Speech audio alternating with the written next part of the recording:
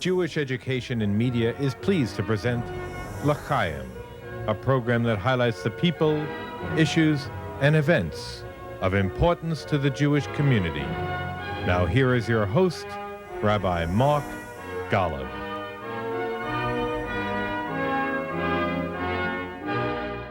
I'm Mark Golub, and there are many people on the world Jewish scene who are in very important leadership positions and are performing a wonderful service to the Jewish people.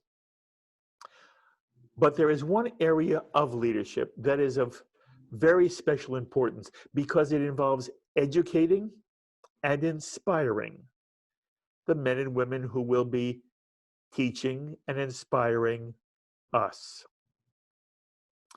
The men and women who are making the life choice to become rabbis and cantors and educators in the Jewish world are the men and women who may well have the most profound influence on the Jewish community as a whole.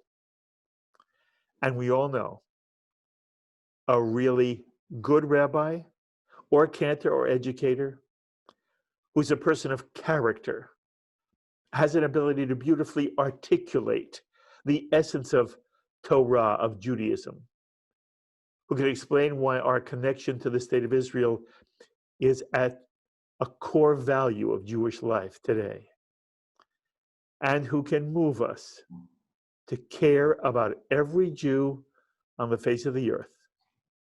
We all know this kind of rabbi or cantor or educator is a treasured gift to each of us and to our people as a whole.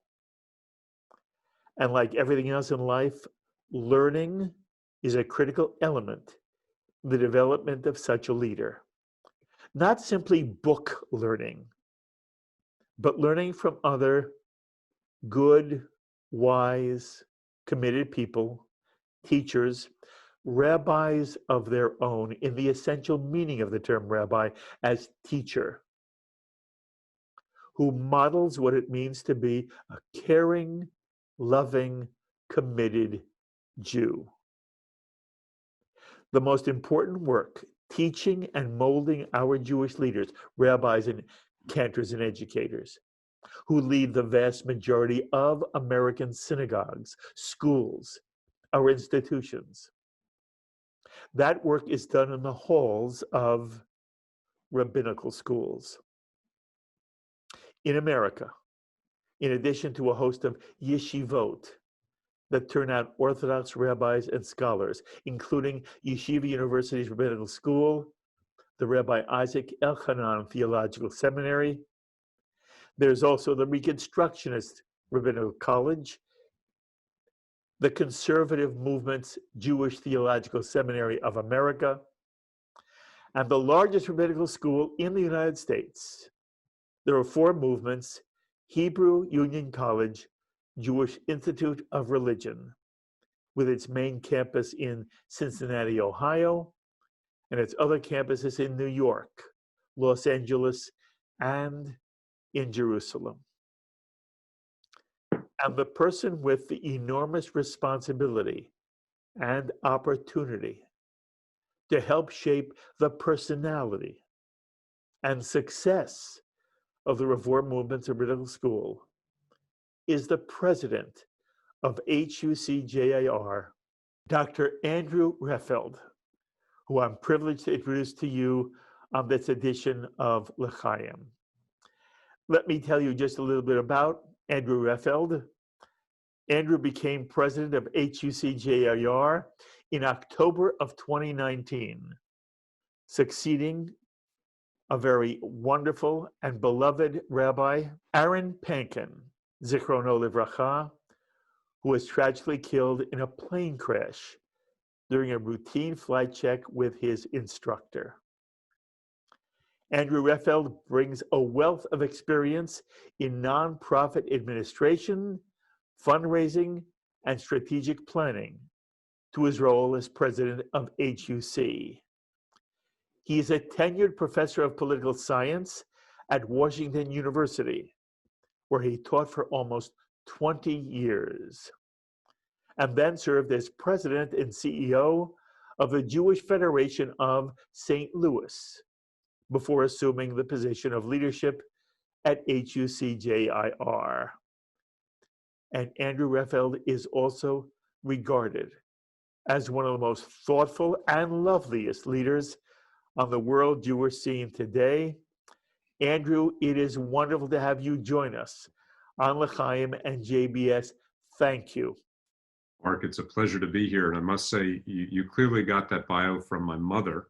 And I will pick up the phone and call her to say thank you after we're done. Where is your mother, Andrew? Well, my mother's from Philadelphia and lived her life in the East Coast, mostly in Philadelphia and Atlantic City, sometime in Baltimore. Right now, she's in St. Louis. She moved there in 2007, and she wouldn't move there until she got she saw the letter of tenure from Washington University, signed by the then Chancellor Mark Wrighton. And then she said, "Okay, you're not going to come to Princeton. I'll come there." As if all I needed to do was pick up the phone and call Princeton, because who wouldn't want her son? That's not far from the truth, by the way. That's a great, great story.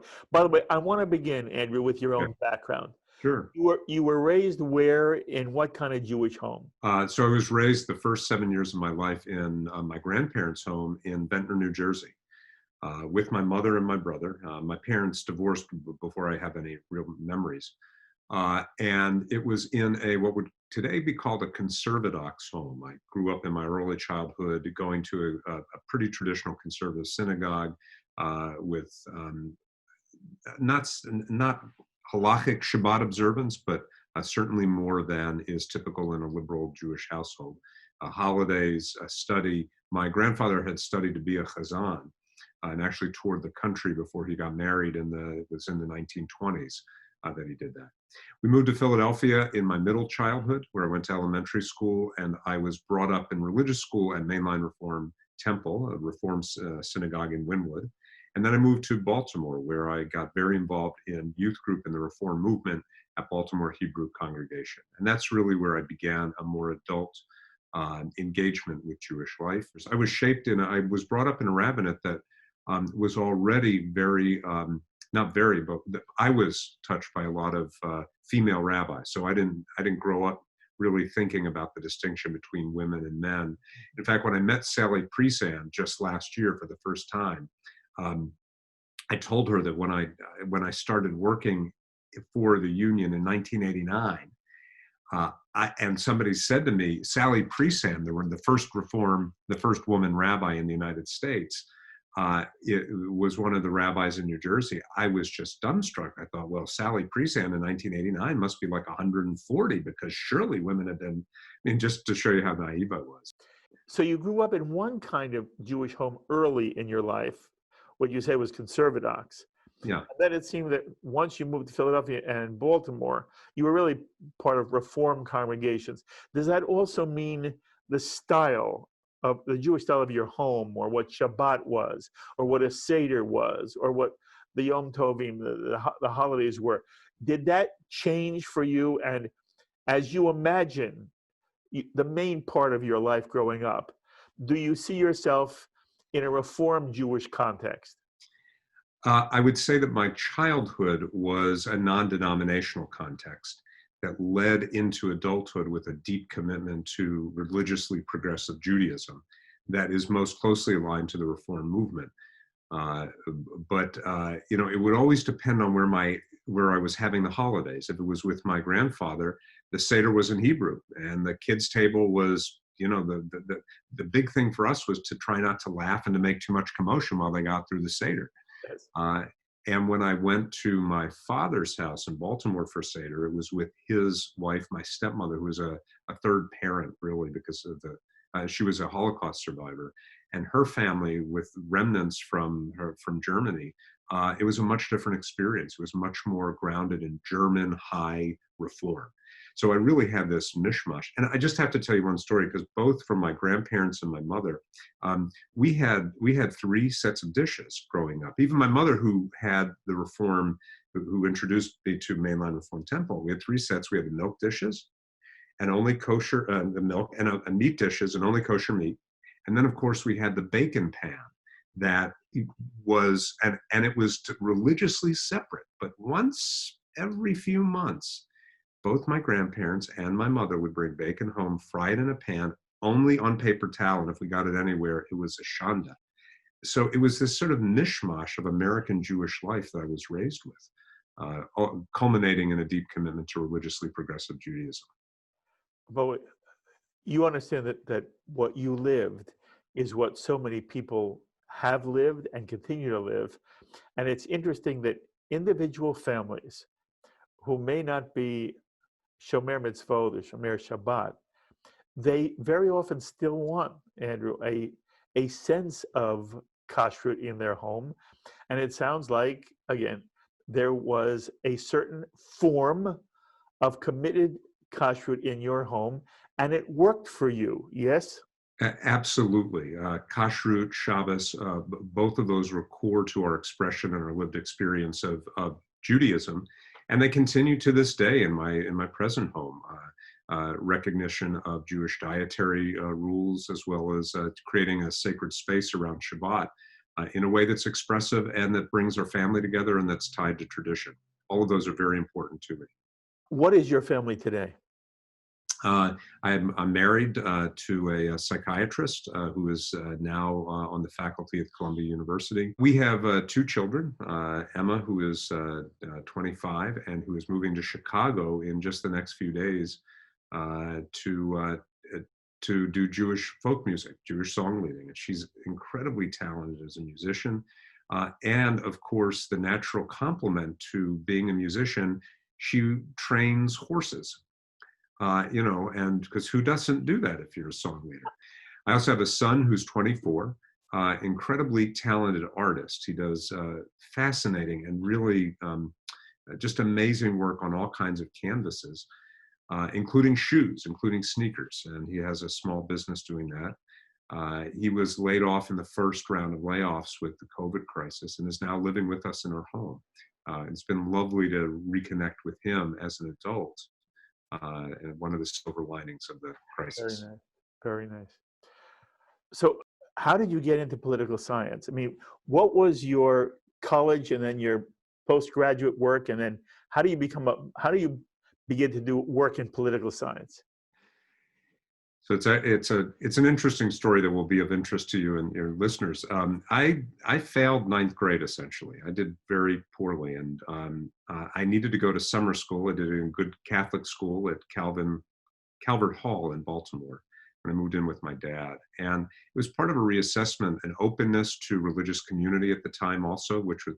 Okay, excuse me. I want to interrupt you. Sure. Why did you fail ninth grade? Well, for any number of reasons that my wife, the psychiatrist, probably needs to, but she charges me too much money for therapy. I think a combination of issues, mostly around the social dynamics of my learning situation, and I just wasn't motivated. I think I was really bored, but I tend to think of it in terms of not having the discipline to study and to learn and the focus. By the time I got out of high school, I decided not to go to college at all. And I was admitted to the University of Rochester, but I took a gap year at a time that it was not yet a thing. I went to Israel. I learned Hebrew on an ulpan on a kibbutz in northern Israel. And then I did a 3-month religious work study program in Sfat. Again, I want to interrupt you. Sure. Why? What motivated you as somebody who was going to postpone college? You could have gone anywhere in the world.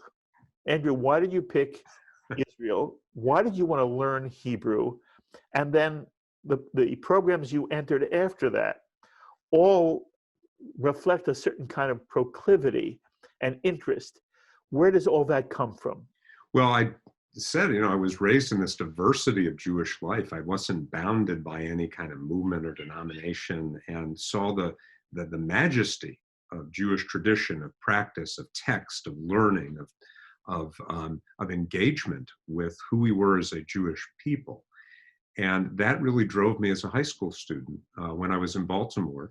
And one of the things I didn't mention it, but I went to Israel in between my junior and senior year. And I spent 6 weeks there. It was a hard trip for me. I mean, I was not socialized with the other people who had spent their childhoods together. It was a little bit of an outlier.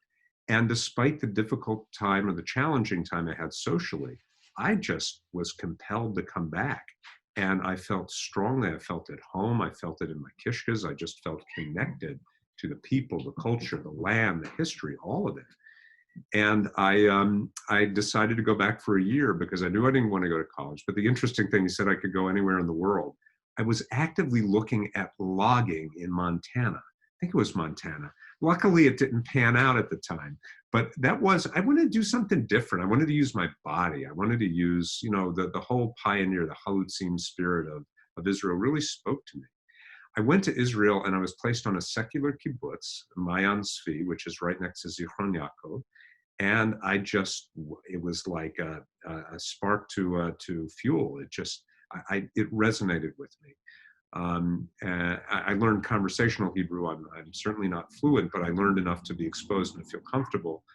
And then I went to a religious work study program started by a Baal Tshuva in Sfat, which was it was an Orthodox program. And I lived that, for 3.5 months, studying 4 hours a day and reclaiming the old city of Sfat 4 hours a day. It's a wonderful program. It's still there now. The director, Aharon Botzer, is still there. He and I don't see eye to eye religiously, but what he's doing and that kind of work was transformative to me. Came back, went to the University of Rochester, did things like became the Hillel president. I was sure I was going to make Aliyah, and then life got in the way. But one of the things, Mark, I will tell you that after Rochester, I did make a decision that I was going to become a rabbi, or at least if the HUC would let me. It was the only place that I was considering. I did 3 years of Jewish communal service, and one of them was with the Joint Distribution Committee in India. And I went there with a good friend now of mine, Leon Morris, who's now the president of the Pardes Institute in Jerusalem. And he and I both took our HUC applications with us. The difference was he filled his out, and I didn't. I didn't complete mine because it was when I was there that I confronted the fact that I didn't feel like I had the theological commitments to really devote my life to the rabbinate. Because one thing that, it's a religious calling, and I did not want to take that lightly, and I didn't feel it. I want you to try to identify Sure. what you mean by a religious calling when it comes to somebody, male or female, who wants to be a rabbi, and what you mean when you say you questioned theologically. I didn't have the theological commitments. I used that term. What theological commitment are you talking about? Well, I mean, I'll just say it straight out. When you stand up in front of and remember, I had years of experience. You don't know this. I mean, I'd had years of experience at Reform Movement summer camp, at Kutz camp, and as a song leader too, during this for a decade, and had exposure, the gift that gave me the exposure of all kinds of worship experiences, including being the alternate service, the youth service at Lynbrook, Long Island for Rabbi Stuart Geller for 7 years. When you stand up in front of a congregation, you declare some Shema Yisrael, or call people to worship with Baruch Hu, or even stand for the Amidah and have, to recite those blessings. I felt at the time that you were making a kind of commitment to a kind of God that I had carried with me as a child. I mean, this was, remember, over 30 years ago. Updated what it meant to confront the source of all being, or what it meant to confront a different, much more nuanced, much more, I would say, Maimonidean conception of God or the godly, even a Spinozian, Spinoza's concept of God. Just hadn't gotten to that. And I just didn't feel like I could do that with integrity. But I'll tell you one other thing, which is really important. I also was very concerned at the direction that the Reform movement was moving in, and felt like it wasn't where I was. The Reform movement at that time was increasingly, I was experiencing it as embracing something that I would call action at a distance, prayer, or magical thinking around Jewish life. And the best example of this is the Misha Beirach. When we say the Misha Beirach, I think certainly we recite the names of those who are in need of healing. The question for a reformer, religiously progressive Jew, has to be, what are you doing when you're saying that prayer? And I then, was let me make sure our audience knows what you're referring to. There is sure. a prayer in the Jewish tradition. It goes by the name of Mishaberach, but it's basically it is a prayer in which you you seek healing for people who are ill, especially people you know. And the question that is being asked is, to what extent are you really asking for a God in this universe to intervene in nature and to heal someone? And so what Andrew's saying here is he had questions for himself about what does it mean to say the Mishaberach, and to what extent is it being said literally? I feel that is a fair description, correct? Yeah, that is certainly what I meant, and that's how I experienced it then. That's how I still experience it in some congregations today. I'll say in many congregations. What was Namely, you experience it as a very literalist way of projecting healing energy, whether through energy and spirituality or by asking for God's intervention in nature to cure cancer or to help heal the sick. I'm not saying that's the right view. And I recognize now that people have all kinds of approaches to it.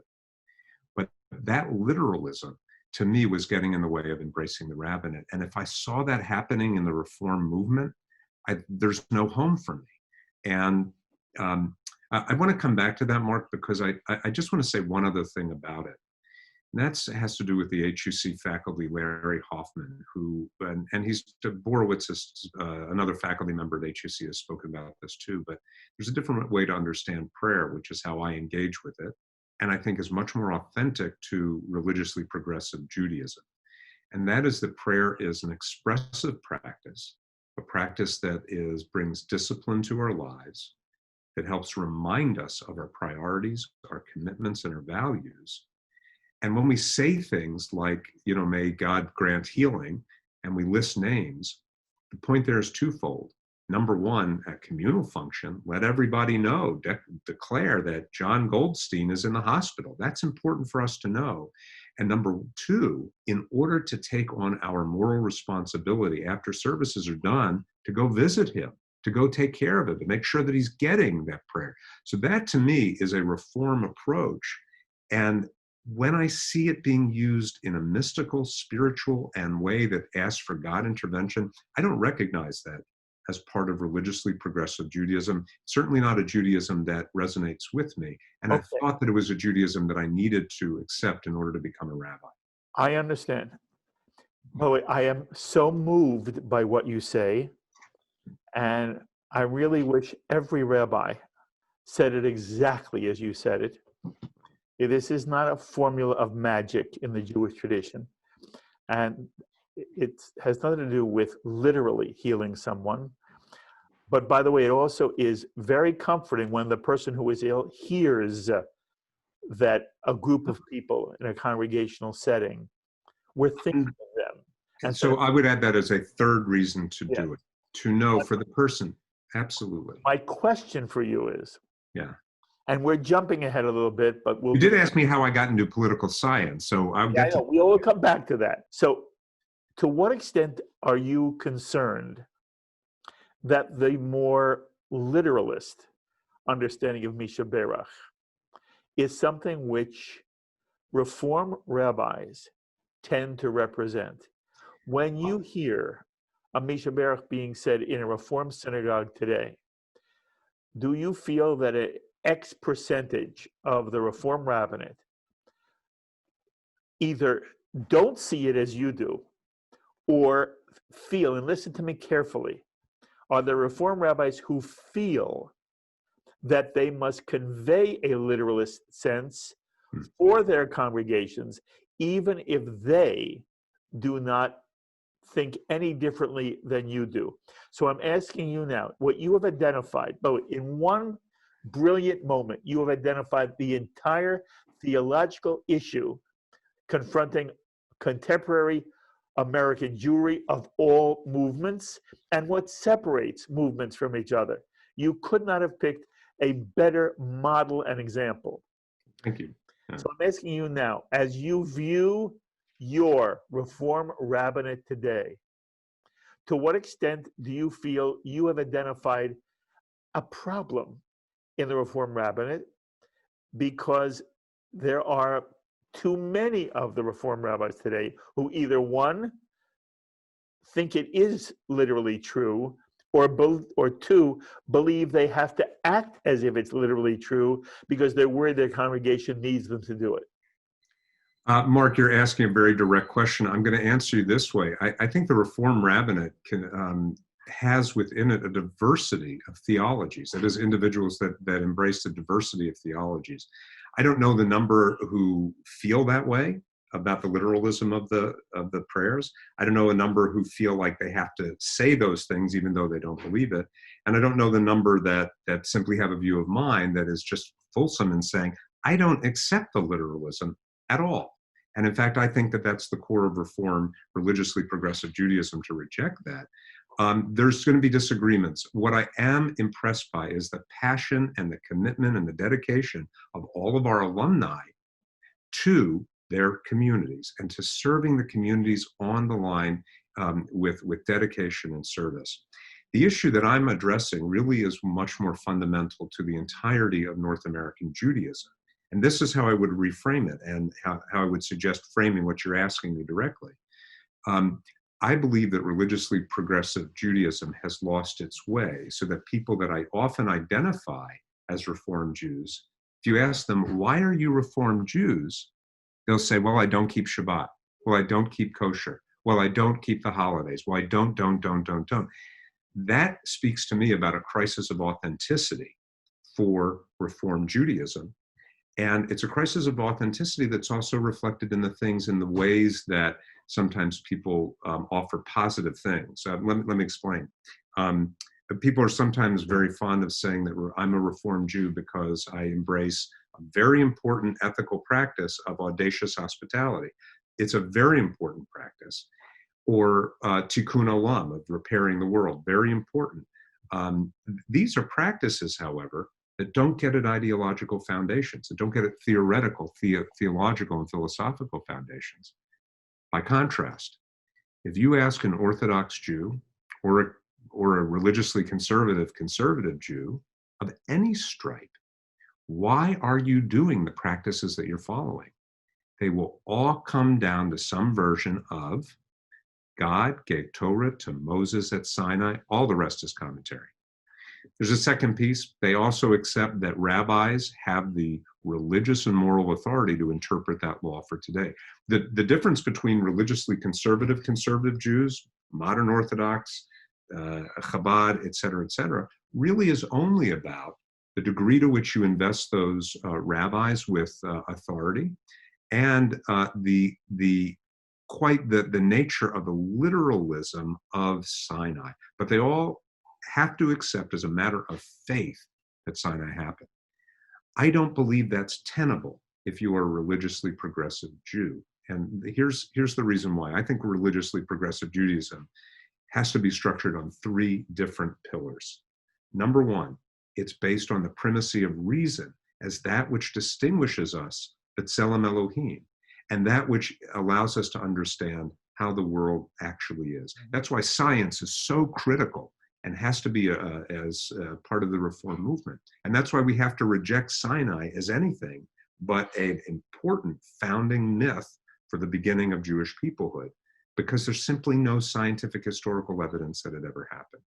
Number two, where Orthodox or Halachic or Rabbinic Judaism would say that rabbis are the authority on what we as individuals ought to do, Reform, religiously progressive Judaism, places the onus of authority in the autonomy of the individual to make the moral choice about how to act, including engaging in community and ethically. Number three, then comes the question, well, why be Jewish based on those two? And the difference here again between religiously progressive Judaism and Orthodox or Halachic Judaism is clear. For the religiously progressive Jew, I believe, we have to embrace the particularity of our Torah, of our text, of our avodah, our religious practices, and our kehillah, our community, including Yisrael, including the Jewish people. All of those particularisms have to be in service to universal values. And we are Jewish in order to serve the good, the holy, the right, and the just. We're not doing it for our own sake. And so I think those are the key things. And I do worry that we have lost a connection to that ideology and to those foundations. You see, you asked about theology and philosophy, and you didn't actually expect an answer. Well, if all of our viewers were waiting to find out how you got into political science, I promise before we end, you're going to give me an answer. Sure. But this is just too good to be true. I have to follow this. Sure. So much of what you said, I agree with 1,000%. And, you know, my own rabbinate and JBS reflect what you're saying. Absolutely. I want you to tell me more what you mean when you refer to universal values. Sure. Okay. Because at that point, when you said that, I had a reaction in me. I was just more than pleased. It was so wonderful to hear somebody in your position articulate all you were articulate. And then all of a sudden, Andrew is talking about universal values. And by the way, there are universal values which also are present in Judaism, meaning if there are universal values, they overlap with the Jewish tradition. But for me, the genius of Torah, and by Torah, you and I understand, we're talking about all of Jewish learning, Absolutely. especially as it is expressed through rabbinic literature. I should say as a caveat, when you say rabbis have the right to determine in traditional Jewish communities, there are different kinds of rabbis. And there are rabbis who are poskim, who really make decisions. Yeah. They are few and far between. And then there's the average rabbi, the typical rabbi in an Orthodox congregation or conservative congregation, who hopefully knows enough that they can be an authority on halakhic questions. And you can also go to them with a moral issue, and they will give you their sense of their learning of the Jewish tradition. But they're not decisors in the same way. So there was a distinction in the traditional community. Neither of those distinctions are really applicable in a non-Orthodox, in a non-Torah Misinai setting, and that's what you're talking about in terms of the liberal progressive movements, of which Reform Judaism is the quintessential, but right now it shares a great deal of ideology with pieces of Reconstructionist Judaism and pieces of conservative Judaism. But coming back to your saying to me that what you're excited about is that Judaism is a purveyor of universal values. I say to myself, I don't get it, because the reality is Judaism has a very unique embrace of life that reflects what you and I would call Jewish values. They are not universally accepted. So I want you to explain to me, since you know that Judaism has values which are not universally accepted, what do you mean when you seem to say you are driven personally by the universalism of values which you find through Judaism? Yeah. So I'm trying to think how best to answer the question. I think there's more connected to us than apart from us. So I want to start with that. Before I do, I have to just address the rabbi issue. Yes, in the Orthodox communities, there's a diversity of how rabbis operate, but I want to say in the liberal Jewish community, in the Reform community, even though rabbis are not the source of authority, they must be the place that we as religiously progressive Jews go to begin our study, to begin out for advice, for counsel, for support. They have holy work that they have to do in that role. And yes, I want to assure you, no, nothing you said undercuts that. Well, I didn't mean to, but the way that you said it, I just want to be absolutely clear. And they have to be respected and honored for that reason and for that role. Okay, so the universal. When I say that Judaism is important because of its promotion of the universal, I mean something a little bit different than what it sounds like perhaps I said or that you meant. First of all, I don't think, do we believe that the Jewish values that are distinctively Jewish are true because they're Jewish, Or do we believe they're true because they correspond the way that the source of all being created this universe? And Judaism is a path by which we discover. For example, do we believe that that any of the moral or ethical imperatives are true because and applicable only to Jews? Or do we believe they are true, they're right, they're just, they even come from the Jewish tradition in terms of the origins in Western society, but they're not true because they come from our tradition? What gives our tradition value is that it has named a number of values that are universally true in the sense that people ought to follow them. Yes. In no way do I think that everyone follows all that's universally true. But I do think what is valuable in Jewish values is that the high percentage of them, or the significantly high number of them, I won't even say high percentage of them, I want to correct that, the significantly high number of them that actually have turned out to be extremely good and extremely useful. All right, So, let me see if I understand what you're saying, because sure. if I understand you now, yes, it is a slight, you meant it differently, and in some say it's my fault because I heard it differently. Yeah. If you're saying to me that the values that we find so powerful in the Jewish tradition are values that we would like to see universally embraced, I agree with you 100%. It's the messianic notion, out of Zion shall come forth the law. Correct. Okay, if that's what you mean, you're correct. I am not happy with the way you said it the first time. Well, I'll tell you what, because let me clarify what I said, because I was meaning something different than this issue, which you rightly pressed me on. The question has to be, if what makes Jewish values so powerful is that they're aiming at goods that are universally applicable, that no one should no one should sacrifice their child, as Abraham turned away at the Akedah. Then what makes Judaism compelling? After all, can't you get to these universal values from many other places? And what I was answering the question of the value of Judaism cannot be simply that it's intrinsically valuable, which it is. It elevates us, it allows us to deepen our connection with one another, but we have to ask the question, what for? And to me, the value of Judaism in any particularity rests in its ability to get you to focus on the universals of the good, the holy, the right, and the just, and get you to motivate. Look, there's a commandment in Leviticus, you shall love your neighbor as yourself, and it is taken, I think, correctly as interpretation that we have an obligation for the world, in a sense.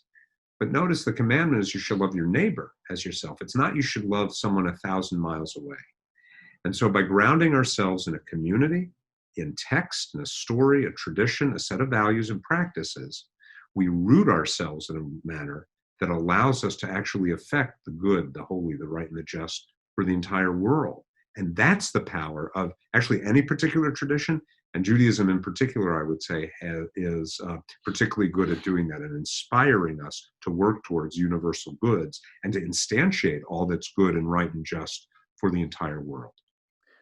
Okay, first of all, I have enormous regard for what you're saying, and it's fun for me to hear how much you've thought this through. One of my questions was going to be, Andrew, you're not a rabbi. To what extent does this Jewish philosophy, theology excite you and motivate you? It is clear you've thought about this and that it is at your core. So it's just so much fun for me. And I hope our audience is also. I want to say, despite the fact that I'm the president of the Reform Seminary, Hebrew Union College, Jewish Institute of Religion, I don't claim that my views about this are widely, certainly not universally, but are even widely shared. I think that's I don't, and the fact of disagreement doesn't bother me. I am much more concerned if there are rabbis and leaders in the field that can't articulate a clear version of theology that just isn't saying, hey, this is what I believe, but has some level of sophistication, has some level of depth, and isn't simply, oh, we do these set of practices, even though those practices are vitally important. I want to know the core. That's what I think we're working on right now at HUC. And our students are phenomenal. I have to just tell you that. And they have the capacity to be challenged, to be pressed, to be engaged. And they are seeking and they are inspiring and they're doing all kinds of wonderful things. So I have a lot of great optimism about the future for this. Well, I'm very glad to hear that. You understand. First of all, I happen to have, and some of the audience knows this, and I'm not going to go into detail, but I have a very eclectic background, sort of like you do. Every one of the four major streams of Judaism had a profound impact upon me as a person growing up into my young adulthood. So I had an Orthodox grandfather, a Reconstructionist grandfather, grew up in a conservative household, and went to HUC-JIR in New York City. And I don't see myself as a rabbi of a movement, even if I have even if I'm a dues-paying member in a number of organizations, rabbinic organizations. I do not ever classify myself as a blank rabbi. I see myself as an Ohev Yisrael rabbi who basically understands and appreciates that every single movement of Judaism has strengths and weaknesses, and there is something larger, the rabbinic Jewish tradition, which has created, I keep using this phrase, an embrace of life which is unique and which I find stunning. And it's not that I think that there are not other people who find great meaning in their own religious traditions, but there is something so exciting to me and humane about the Jewish tradition. Judaism is not humanism, but Judaism is humanistic. And I believe that rabbis ought to be willing to say that. I also wish rabbis, especially in non-Orthodox movements, were more comfortable speaking just as you do and saying what they don't believe as much as what they do believe. Most of the colleagues that I will talk to off camera, out of the congregation, they have serious questions about all kinds of things having to do with theology and Judaism, but very often they will not express them in a congregational setting because they believe their congregants want them to adopt a certain perspective on Torah and God. That aside, I will tell you the one problem I'm having with the way you do articulate it, and I'm very anxious to hear how you answer it. And it is a criticism of Reform Judaism, which I was going to get to later, but we're already there later.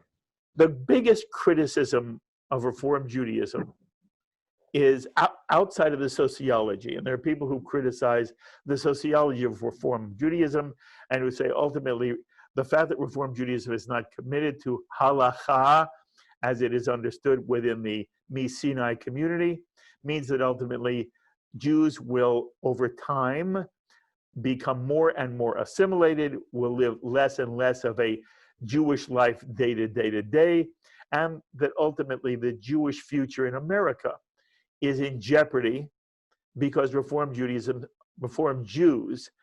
are ideologically committed to certain values of Jewish life, but not to Jewish forms of Jewish life. That's one criticism. Maybe we'll get to it. Oh, I can't address that. Okay.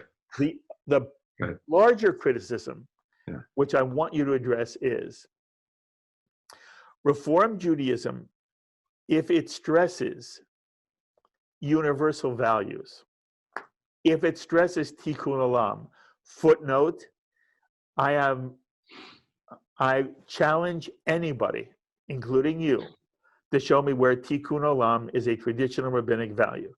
It is not in Pirkei Avot.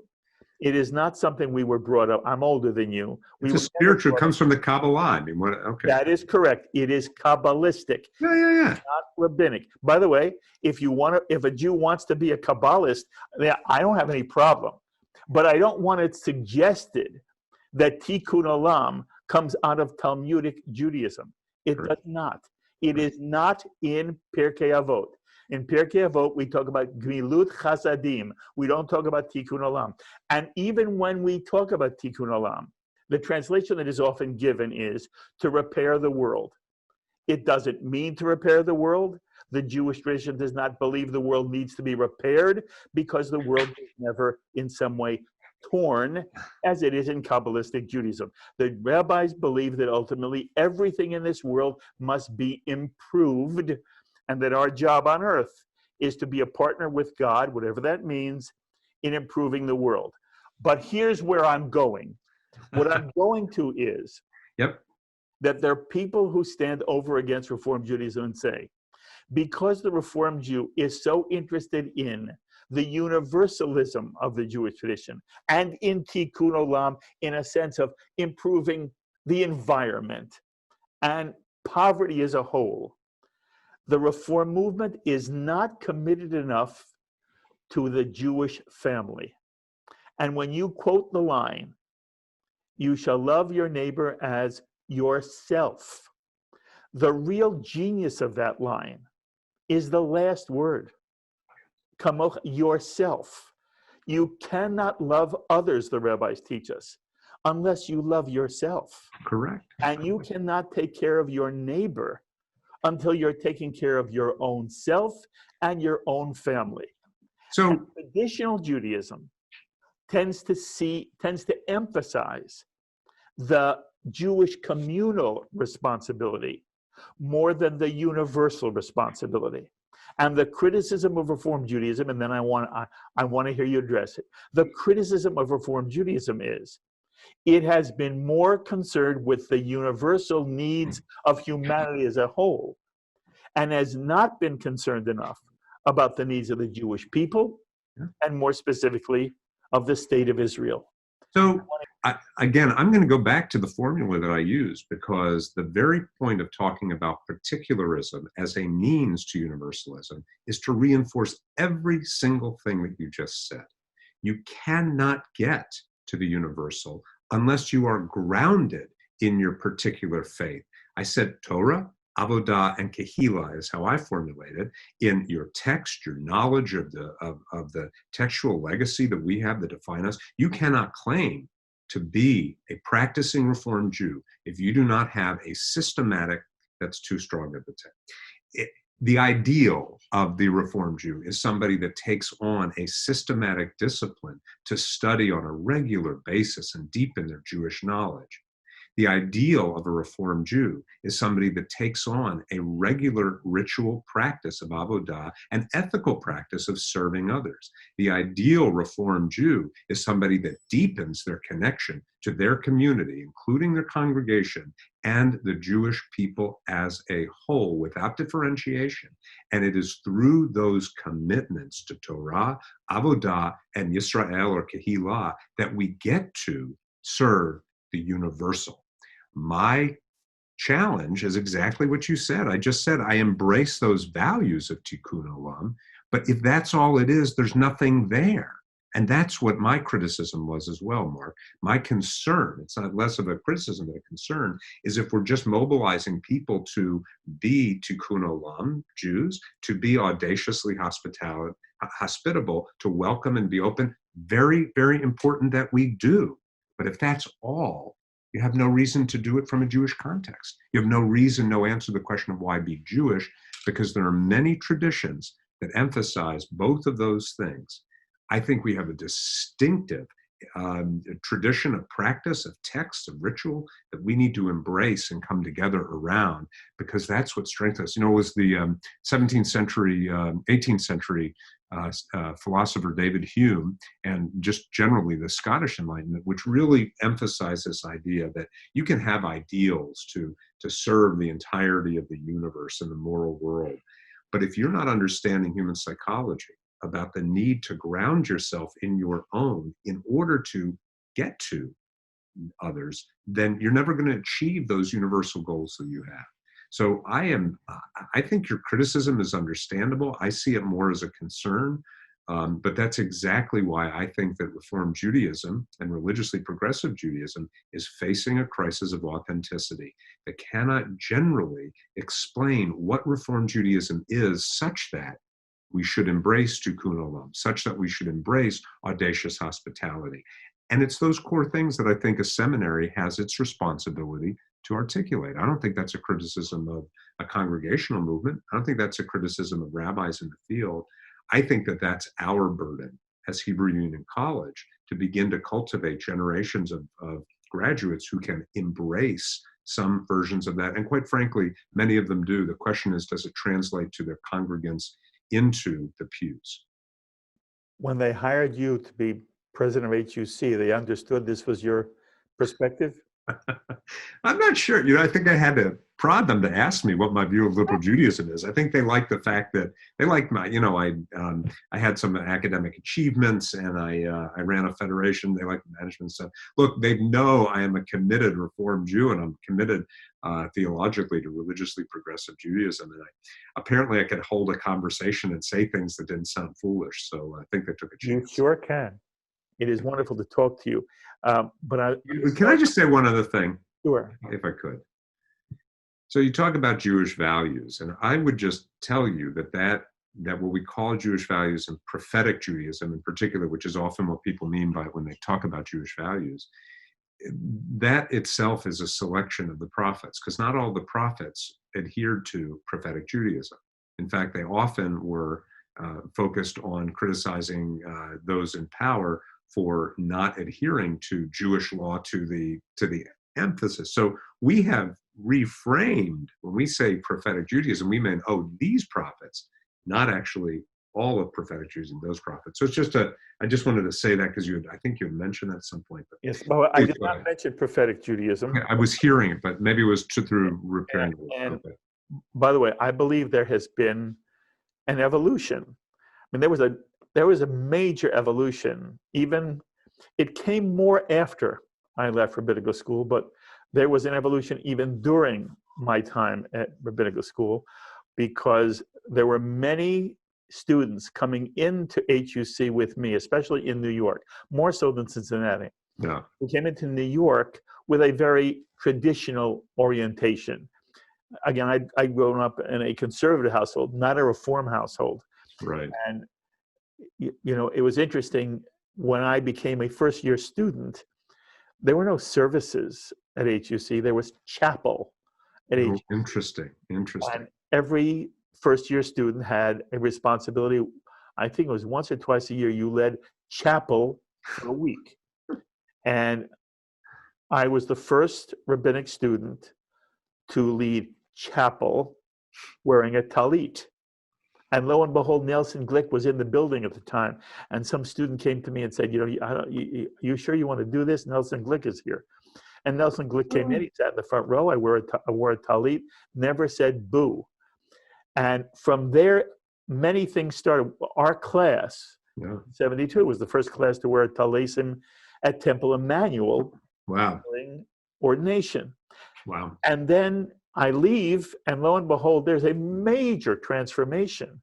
So that now if you go to an HUC service, it could be any traditional service. It is, and Reform rabbis now are conversant with the traditional Siddur in ways that my classes weren't. Yeah. So there has been an evolution. And I believe part of that evolution is also a movement away from the exclusivity of prophetic Judaism, which was classical Judaism and what was basically Reform Judaism up until the middle, toward the end of the 20th century. But there's a much greater appreciation for rabbinics in HUC-JIR than there was a generation before even me. Well, I mean, don't forget, my predecessor, Aaron Pankin of blessed memory, was a renowned scholar of the Talmud. He got his PhD in the Talmud. And, I think as I get to know him, I knew him 35 years ago when we were in youth group. He was about a year and a half, 2 years older than I am. But when the more that I get to know about him, his love of Talmud, his love of rabbinical Judaism, the many times that I wish that I would turn to him and just talk to him, the way that I often reach out the phone to his widow, Lisa Messenger, and David Ellenson, my predecessor, just to have a conversation with him. Aaron, as a religiously progressive Reform Jew, what are you studying the Talmud for? But what he did, and I think very, very important, one of the legacies that we don't fully appreciate is the way that he deepened a generation, 20 years of students, their love of Talmud, their love of traditional text. It's quite possible he and I would see the value of it very differently, but value it we both do, and certainly I do, and the importance of studying all of our tradition as a way of grounding us in text and tradition, our values, is critical to what it means to be live a full Jewish life. Again, I love the way you say it. And another criticism, which you can comment on, it's not a major one I wanted to deal with, but one criticism is that there is not enough study of Talmud at HUC.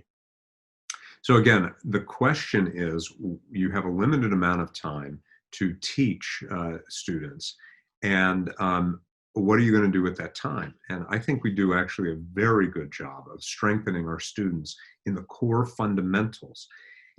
Education of any kind, including and maybe especially seminary education, has to train students in a discipline. And that term is important. It doesn't just mean an academic subject area.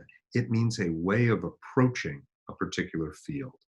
The discipline of being a rabbi involves study, it involves practice, it involves pastoral care, it involves spiritual leadership. The goal at HUC cannot be, of any rabbinical program, in 4, 5, 6 years, to give individuals everything they need. It is rather to give them enough to form a discipline of study that will shape their lives, of engagement with Jewish life that they will continue to build on. Mark, I don't mean to be presumptuous, but my guess is you feel much more confident as a rabbinic presence, as a rabbinic authority, as a rabbi, as a Jew today, than you did when you were ordained in 1972, at least in certain ways. And if your education and spiritual development and growth haven't increased over time, then HUC did not serve you well. I'm not looking to create, and I hope that we don't aim at creating little encyclopedias of Jewish knowledge. I'm hoping we create students that are spirited, passionate, and with the discipline to know how to learn, to know how to grow when they leave HUC. Their ordination should be the beginning of their rabbinic training, not the end of it. Look, what you say makes perfect sense. Of course, it's true. It doesn't speak to the issue. Well, you disagree with the trade-offs that we make. A curriculum is a budget of time. Yes, I know. And there are people who feel that unfortunately at HUC, the budgeting isn't as effective as it might be.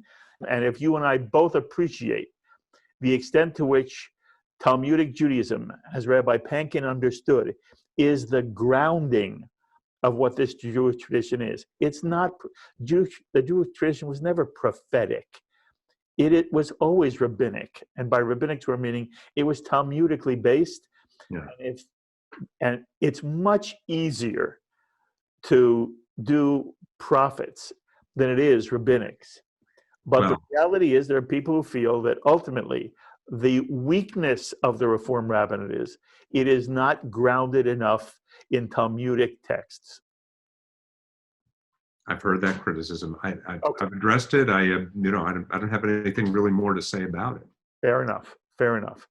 Yeah. I do want to give you the criticism that I very much want to hear you speak to. One of the criticisms of the Reform rabbinate is that there's a growing number of Reform rabbis who seem more comfortable criticizing Israel than supporting Israel. And I understand most Reform rabbis who criticize Israel believe the criticism is a form of support. And we could debate, what does it mean to support Israel? But it seems to be that more and more Reform rabbis are comfortable criticizing Israel in congregational settings, if not in public, and with politicizing services, so that sermons are often partisan in nature and very often are critical of President Donald Trump. I want to take these one at a time. Sure. First, the criticism of Israel. To what extent does any of this bother you? To what extent do you feel there's nothing wrong with it and it doesn't bother you at all? So you're pressing on a very important issue, that is our need and the importance of our connection to Jewish peoplehood and the modern nation state of Israel as part of what it means to develop leadership for the 21st century. HUC has been committed since 1970 to send its first year of rabbinical students, cantorial students, and educational students to Israel for training, to embody. By the way, HUC was the first of all rabbinical schools Correct. that required a year of study in Israel, which is many people don't know that. And it's not insignificant, but go ahead. And well, the point is we have a continuous commitment to Israel, and we make it core to our training of our Jewish leadership. I'm committed to that, and I'm committed to that because I get back to the particularity discussion. I don't believe you can fully be a leader or a committed Jewish individual unless you're aspiring to connect yourself with the totality of our people. And today, that means connected with and deeply committed to the nation state of Israel. So those are my own commitments. I will say, what you just said about the criticism, there are two ways to understand the criticism. Do you see it as a undermining of Jewish peoplehood or a strengthening of it? I think it was Ben Gurion who said something, I'll know that we've achieved the Jewish state when the robbers and the politicians are as crooked in Israel as they are everywhere else. I think it was Ben Gurion who said something like that. No, you're correct. Yeah. And I I would say that if I'm you not look sure how that applies to rabbis explain. in Israel and synagogue. I will explain. I'm leading into it. That I think the new generation has raised up. And I'm 54, so I'm the first generation of Generation X. For my generation and younger, Israel was never a fragile state in any way that it was for people even a little older and much older than I was. We didn't grow up in a world in which Israel faced existential threats in our adult lives. Now, it's not that they don't face existential threats. Iran is a dangerous existential threat to the Jewish people and to the nation of Israel. But it's not the same as the 6 or 7 armies that are gathering around Israel's borders with tanks, invading with a real chance of wiping the whole thing out. And we need to, first of all, understand the difference in the geopolitical sphere. I know that, you know that, I've just said it out loud. I hope that you can appreciate that too, without denying any of the significant existential threats that it faces. So, number one, they are operating in a different milieu. In that milieu, they feel comfortable being able to look at Israel as a modern democratic nation, a robust economy, an economy we should be proud of, an economy that is leading tech innovation. It has, I think, the 8th largest or most important military in the region. Israel is a nuclear power. I said it out loud. We should all be able to say that out loud. I say that as a political scientist. We have to recognize that. So when our rabbis and our leaders are in the field, they are operating in a different milieu. But let me say one other thing where I do agree with you, and it does concern me. Just as I'm concerned that we don't have a firm idea of what it means to be religiously progressive, apart from these apart only from these practices, these important practices, but it's silly to think that they're not silly, they're practices I'm committed to. I think that we are in a very dangerous position because we haven't offered an alternative to what it means to be a Zionist and what it means to love Israel, apart from agreeing with state and government. And on this, I'll just give you an example and an analogy. You mentioned Donald Trump. I love America.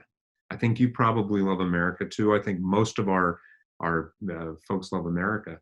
And whether it's Donald Trump or Obama, I can tell you one of those two, every single member of our Jewish people in North America hated one of those two. As far as I can tell, they were very polarizing in that sense. There are very few that love both. Their hate or their dislike or their disagreement with the policies of our presidents or of Congress in no way ever should have or does question their value as Americans, that is, their commitment to American values. The place that I do think we have to do some more work is to explain what the value of Israel is, what it means to support Israel in the same way that doesn't require us to support any political leader or any political policy. And on this, I think it involves three key points. And this is just a recitation. I will tell you, I published an essay about this a few years ago. I can send your readers, your viewers a connection. Number one, a recognition of the historic precariousness of the Jewish people, the need for a Jewish state because of anti-Semitism.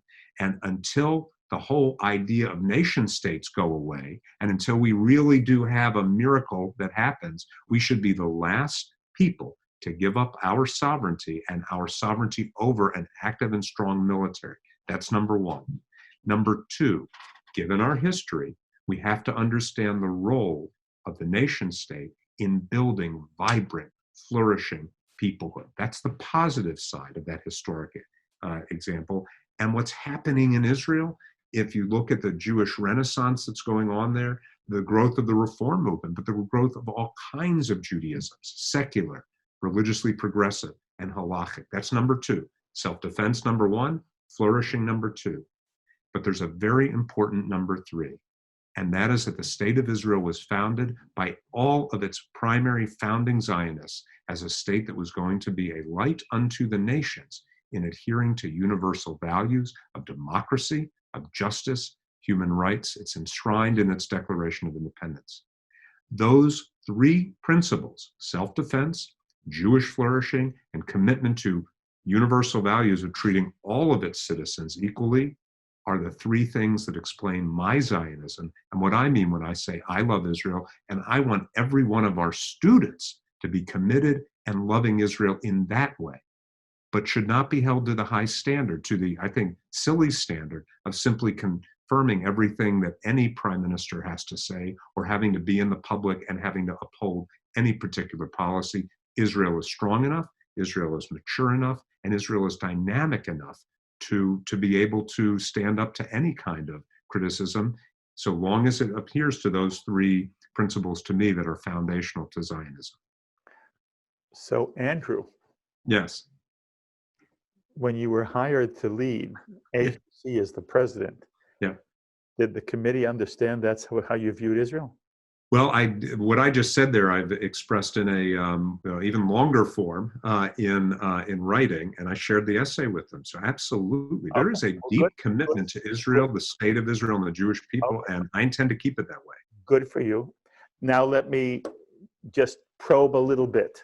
Okay, here we go.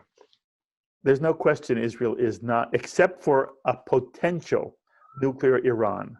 Yeah. I understand that Israel is not about to be wiped off the face of the earth by any group of Arab armies. Yeah. But when you say that Israel is not in an existential, there's no existential threat to Israel, I feel you are overlooking the extent to which warfare has changed. And warfare very often now is diplomatic in nature. And there is, throughout the EU and throughout other countries that just hate Israel, and there is that always make Israel the bad guy. Yeah. There is more and more pressure being brought for a one-state solution, not a two-state solution. Yeah. By the way, the reality is, you and I understand, there's nobody in Palestinian leadership who wants a two-state solution.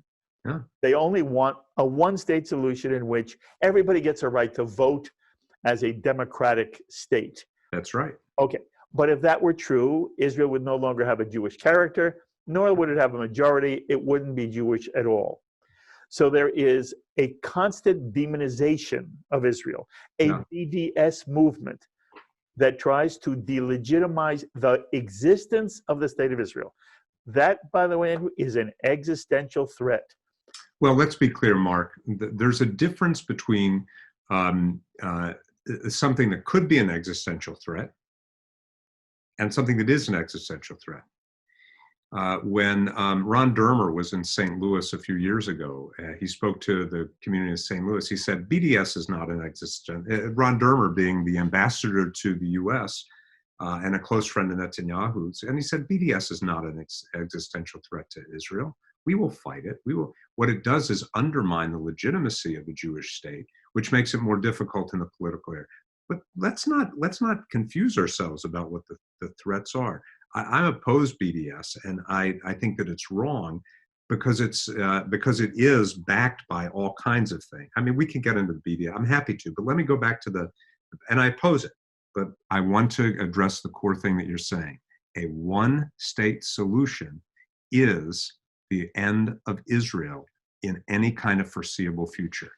And the person, and not the person, but the entity that is pursuing a one-state solution stronger than any other entity in the world is the current policies of the Israeli government. Because there's no way you preserve a two-state solution if you undermine the viability of a viable Palestinian state. And that's my concern. So if your concern is a one-state solution, which I agree it is, let's identify what the political causes of that are and what the political determinants are. I understand your point. When you look at Israel today and the vision of the founding fathers of Israel and the Declaration of Independence of Israel, which absolutely welcomed the non-Jew, the Arab, to be a full-fledged citizen. And in that sense, Israel was going to be a model of sorts. How well, in your mind, do you think Israel has done that? To what extent, when you look at Israeli society and the way it treats the non-Jew inside Israel and the Palestinian who lives on the West Bank or in Gaza, to what extent are you proud? To what extent are you embarrassed? So to what extent am I proud that a state founded by a people that had been historically persecuted, that had just suffered the worst cataclysm in its history, forms a state that extends civil rights to a minority population and continues to extend those civil rights to it, including significant political and economic rights, through a period of open hostility against it, and nevertheless is committed to a democratic, free, and respectful of human rights. I'm extremely proud of that, without any condition. Do I think that they have ideals that they have not achieved? You bet. Do I think they have a long way to go to achieve even the real equality? You bet. Do I believe that it's a problem that it was until the 1960s that even those civil rights were assured of for Arabs? You bet. Do I think that the last 25 years have seen a decline in that? In some ways, you bet I do. In other ways, the recent, just a few years ago, infrastructure support of $8 billion by the Netanyahu administration, I think is a step in the right direction, but it's awfully soft, it's awfully too little, and in light of the expansion of the settlements, I think it is not enough.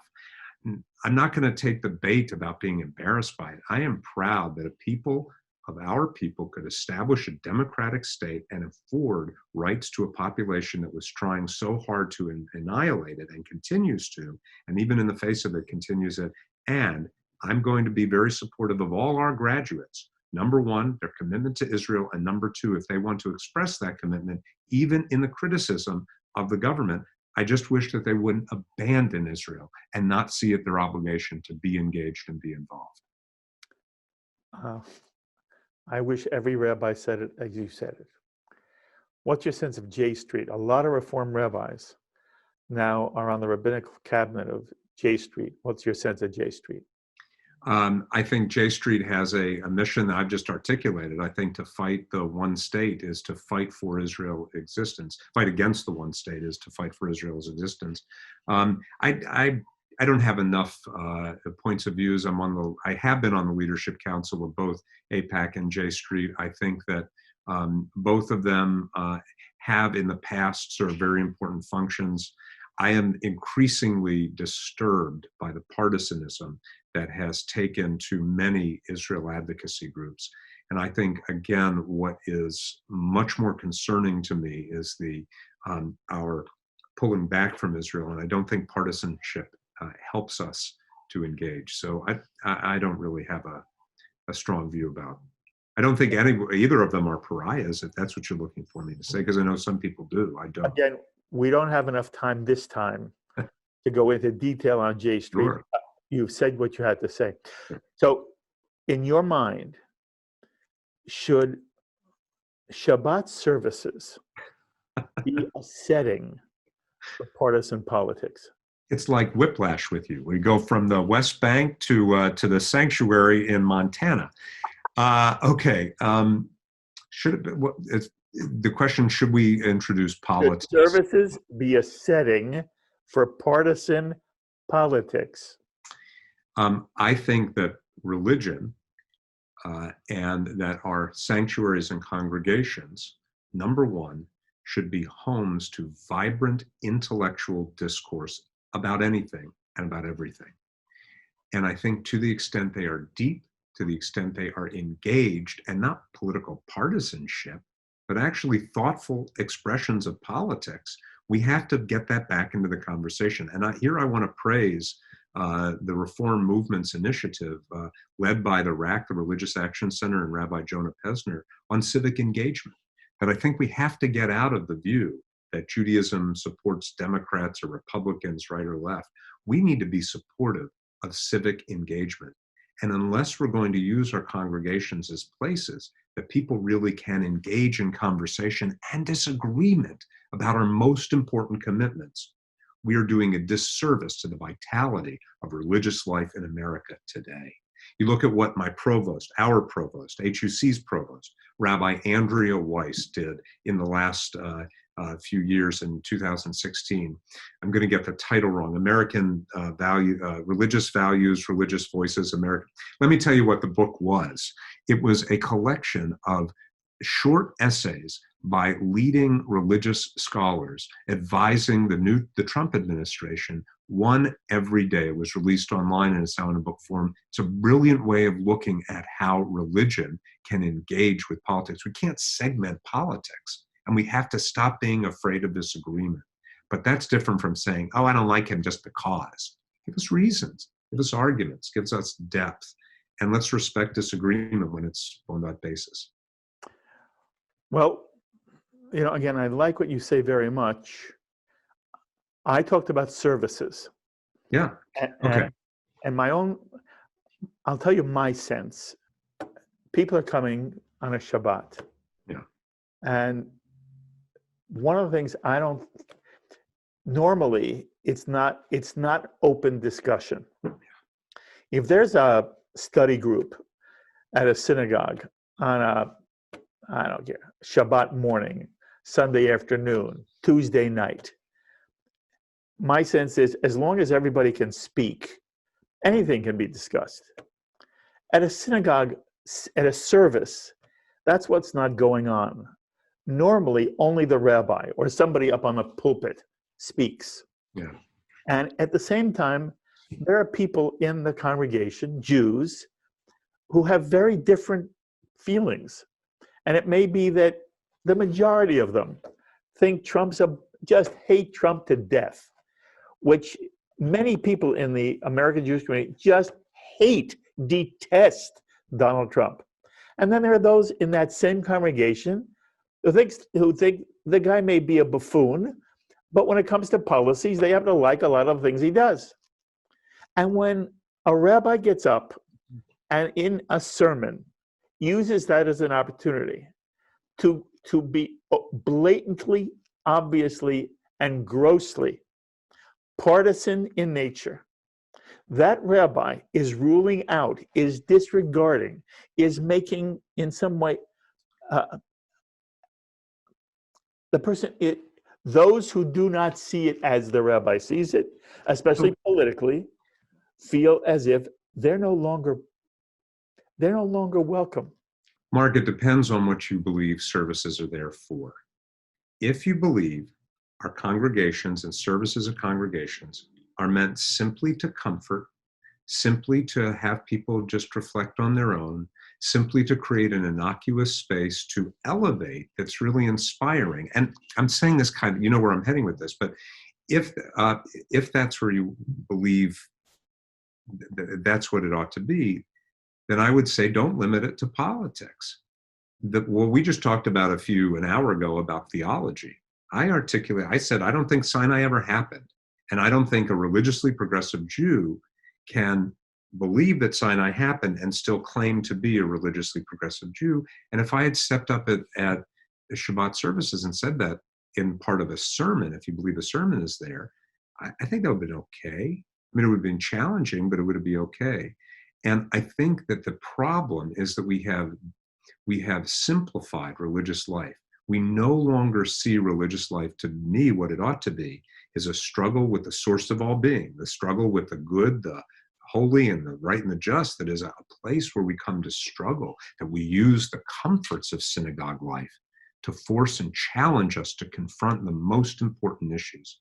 To say that politics, which involve millions of people's lives and livelihoods, that involve killing and murder and incarceration, that include treating people with equality and justice, and often are the way that justice gets meted out, to say, no, we're not going to deal with that because we're too afraid of dealing with conflict.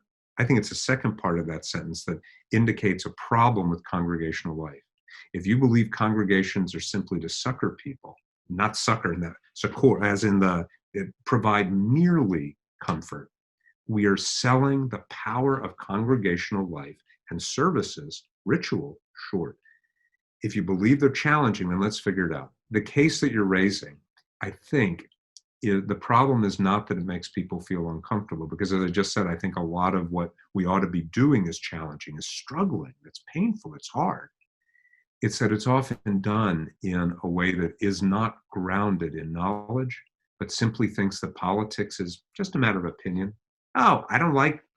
So if you get up as a rabbi or speaker and say, I don't like Trump and I think you shouldn't vote for him because he's bad, well, that's just not very sophisticated and not going to cause anyone to think anything. But if you get up and you say, look, I'm concerned. I'm concerned that you have a president that is ignoring science, that's actually thinking that his opinion can change the world as it actually is. That's endangering lives and livelihoods. And we have an obligation to resurrect science and something with a little more sophistication.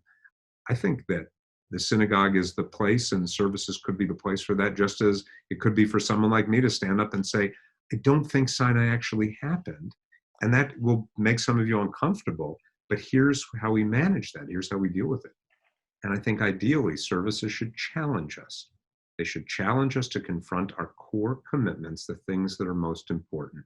I do not want to take our responsibility to civic engagement and to political life out of the venue, out of the quiver. Hold on a second, the list of things that people can talk about.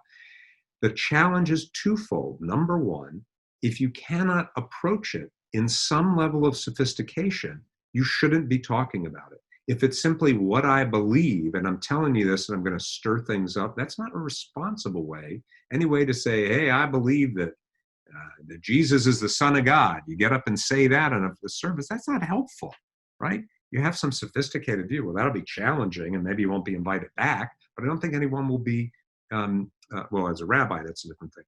But that's the first thing. It has to be at a level of sophistication, and let's not take politics and civic engagement off the table as one of the things that we're going to be serious and build congregations around serious struggle, not simplistic platitudes. Number one. Number two, and this is where I am deeply impressed by our alumni, by the rabbis in the field, because unfortunately, Mark, what you're saying is that the congregations today, because of the deep partisanship within our world, are not places where they will even tolerate that level of sophistication around politics and be open to hearing and confronting it. So the impossibility of doing it makes it perhaps, unfortunately, off the table of lists, off the list of things that you could actually take up. So I'm impressed by the challenges of our rabbis as they navigate Israel, as they navigate partisanship, not because it shouldn't be at services, but rather because of the toxicity with which these subjects are greeted within our communities today. Okay, I love talking to you. I love your attitudes. I love your perspective. It's much, much more profound than I expected, because basically very often somebody's brought in to be the president of an institution and they haven't given these things the kind of thought you do. I want you to take 30 seconds, no longer. How did you get into political science? Because I promised the audience I'd let them know. I cared about three things: teaching, studying, and community building.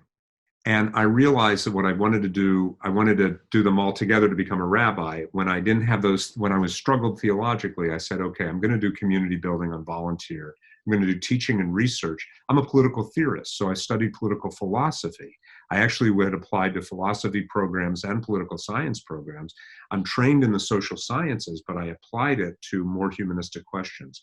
I've written work on electoral systems and how they get us to ideals of justice, of human rights, and democracy. And those are the core values I care about. I've written about the use of the Hebrew Bible, the use in 17th century political philosophy. So these are the philosophical concerns that drove me. I took them in a secular direction in my study, but I quickly moved them back into the Jewish communal world. Again, Andrew, it has been wonderful. Thank you for the opportunity. And thank you, Mark. I have to tell you, I talk about the Jewish public sphere, this network of institutions that makes us a rich Jewish community. At the center is the congregation, but so much else: the Jewish newspaper, Jewish social service. What you're doing with JBS is just extraordinary in terms of bringing ideas, bringing thoughtfulness throughout the community in a different way to enrich us and strengthen us and all that we do. So thank you for your contribution. Thank you. Kol tuva hatzlacha. You should be safe and you should be well, you, your family, during this virus period. And then, Andrew, when we're all free to move around, I really look forward to sitting with you again, both off camera and on camera. You were a lovely, wonderful person. And I wish you kol tuva hatzlacha in all the work you do with HUC-JIR. And again, I look forward to the next time. Thank you very, very much. Thank you. Andrew Rehfeld, president of the Reform Movement's Rabbinical School and Cantorial School and School of Education, Hebrew Union College, Jewish Institute of Religion. I hope you've enjoyed meeting him on L'chaim. As always, I invite you to be in touch with me with any thoughts or comments you may have to any of the ideas expressed on this edition of L'chaim. Please email me at rabbigolub@jbstv.org. And remember, you can now listen to L'chaim as a podcast and take L'chaim anywhere you wish. Download L'chaim podcast wherever you download all of your podcasts. And so until the next time, I'm Mark Golub. L'chaim, my friends, to life.